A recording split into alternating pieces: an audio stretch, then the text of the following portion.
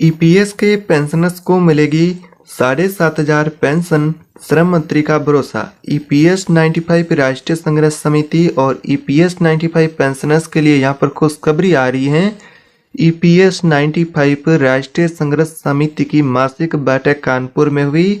पेंशनरों ने बताया कि श्रम मंत्री ने न्यूनतम पेंशन 7,500 और रिटायरमेंट के बाद जीवन साथी को मेडिकल निःशुल्क सुविधा देने का आश्वासन दिया। जी हां पेंशन धारकों, आप सभी ईपीएस 95 पेंशनर्स के लिए इस वक्त की सबसे महत्वपूर्ण खबर आ रही है। ईपीएस के पेंशन धारकों की मिनिमम पेंशन की बढ़ोतरी को लेकर, अधिकतम पेंशन की बढ़ोतरी को लेकर आपने अपडेट तो जान ही लिया है, लेकिन आपकी मिनिमम पेंशन बढ़ोतरी को लेकर भी बड़ी खुशखबरी आ रही है। ईपीएस 95 राष्ट्रीय संघर्ष समिति की मासिक बैठक में आंदोलन जारी रखने पर बनी रणनीति, रिटायरमेंट के बाद पति पत्नी को निःशुल्क मेडिकल सुविधा आदि की मांग भी पूरी होने की बात कई कानपुर प्रमुख संवाददाता ने, यानी कि पेंशनर्स की पेंशन बढ़ोतरी की जो प्रमुख मांग है उनको लेकर यहाँ पर बात करें। कानपुर प्रमुख संवाददाता ने यह मांग पूरी होने की भी बात कही। ऑल इंडिया ईपीएस 95 राष्ट्रीय संघर्ष समिति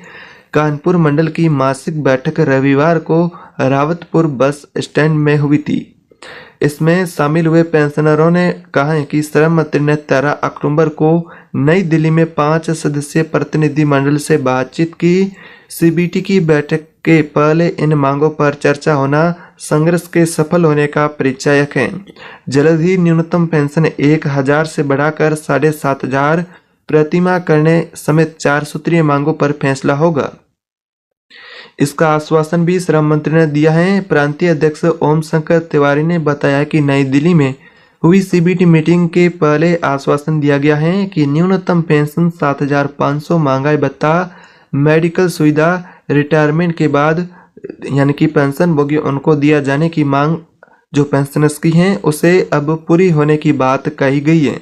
राष्ट्रीय सलाहकार राजेश कुमार शुक्ला ने भी कहा है कि हम सफलता के बहुत ही नजदीक हैं, निराशा उदास होने की जरूरत नहीं है। तो इस प्रकार से यहाँ पर ईपीएस पेंशन धारकों की पेंशन बढ़ोतरी को लेकर भी ये बहुत ही महत्वपूर्ण खबर आ रही है। अगली बड़ी अपडेट आ रही है नौकरी पेशा लोगों के लिए खुशखबरी। ईपीएफओ की ईडीएलआई स्कीम देती है 7 लाख तक का यहाँ पर इंश्योरेंस कवर, नहीं देना होता है प्रीमियम। यहाँ पर बात करें, अगर आप एक ईपीएफ में योगदान करते हैं तो आपके लिए एक अच्छी खबर है।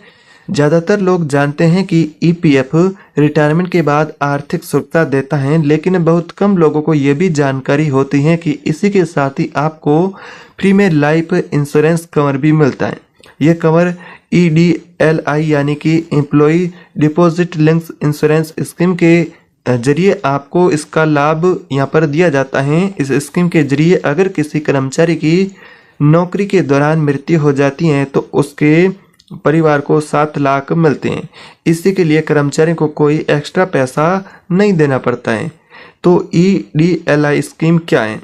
तो इस स्कीम के तहत अगर किसी कर्मचारी की सर्विस के दौरान मृत्यु हो जाती है तो उसके परिवार या फिर नॉमिनी व्यक्ति को कम से कम 2.5 लाख और अधिकतम 7 लाख तक का इंश्योरेंस यहाँ पर बेनिफिट मिलता है।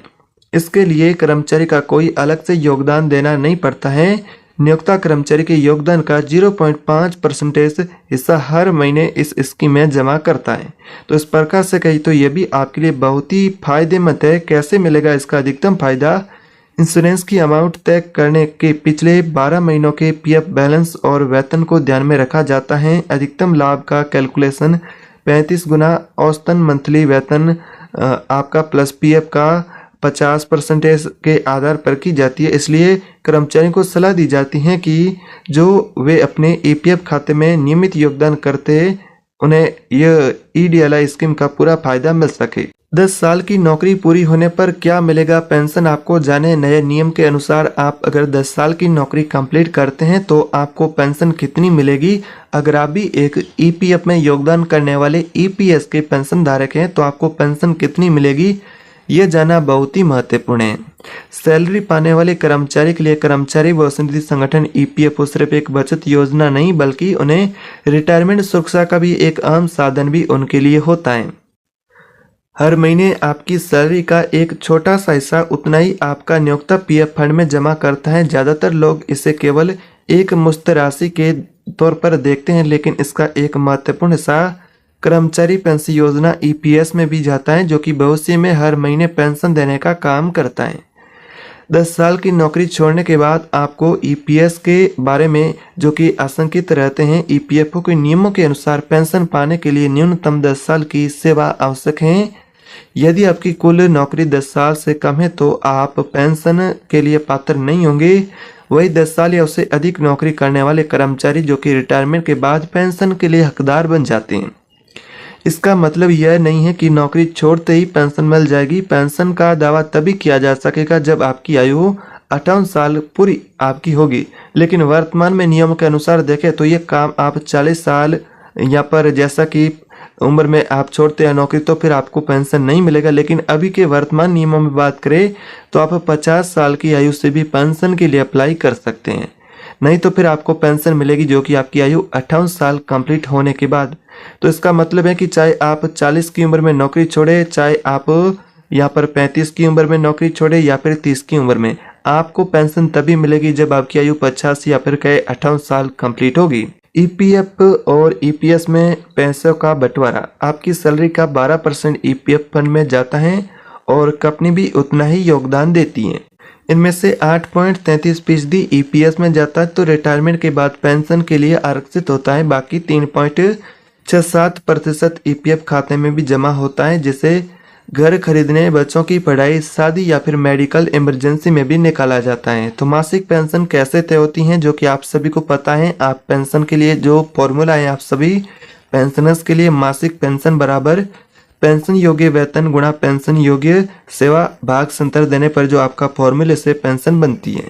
साथ ही अगली बड़ी खबर है सरकारी कर्मचारी है उनके लिए। सरकारी कर्मचारी भी ध्यान दे कि कैसे मिलेगा 25 लाख तक का ग्रेजुएटी। केंद्र सरकार ने बता दिया सब कुछ साफ, यहाँ पर जाने आपकी डिटेल। केंद्र सरकार के कर्मचारियों के लिए भी बड़ी खबर है। बता दें कि हाल ही में केंद्र सरकार की तरफ से ग्रेजुएटी भुगतान को लेकर भी स्पष्टीकरण जारी किया है। सरकार ने इसमें बताया कि 25 लाख तक की ग्रेजुएटी मिलेगी। आइए जानते हैं किनको मिलेगी। हमारे यहाँ पर बात करते हैं जो कर्मचारी रिटायर्ड है, पेंशनभोगी हैं, उन सभी के लिए बात करें।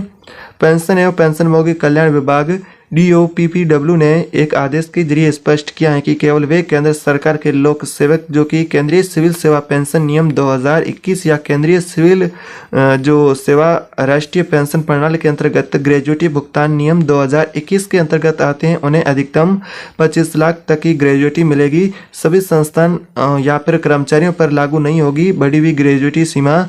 ये बढ़ी हुई ग्रेजुएटी सीमा सभी संस्थान या फिर कर्मचारियों पर लागू नहीं होगी।